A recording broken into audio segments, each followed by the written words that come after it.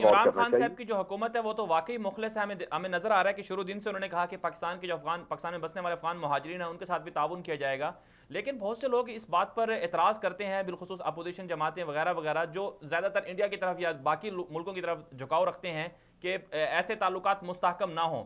तो आप इमरान खान साहब की हुकूमत को क्या तजावीज़ देना चाहेंगे कि वो अफगानिस्तान से ताल्लुकात के हवाले से किस तरह की मजीद पेशरफ्त करें?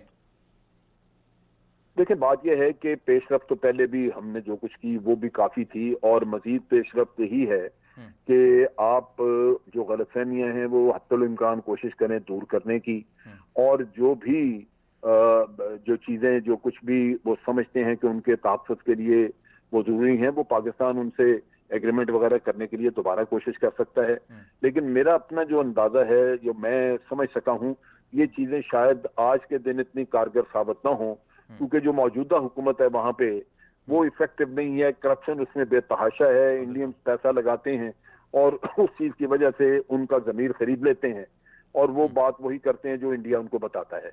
हम्म। तो जब तक वहां के अवाम में ये चीज, ये प्रोपेगेंडा खत्म नहीं होगा, पाकिस्तान एंटी पाकिस्तान प्रोपेगेंडा, और लोगों को ये समझ आएगी कि उनके मुल्क के लिए अमन अमन कायम करने के लिए पाकिस्तान मुखलिस है, इंडिया नहीं, और बिल आखिर अमन तो उनके मुल्क में आएगा ही पाकिस्तान के तावन से, तो फिर बातें दुरुस्त हो जाएंगी। जो कुछ भी हम कर रहे हैं वो सारा मुफीद होगा खित्ते के अमन के लिए।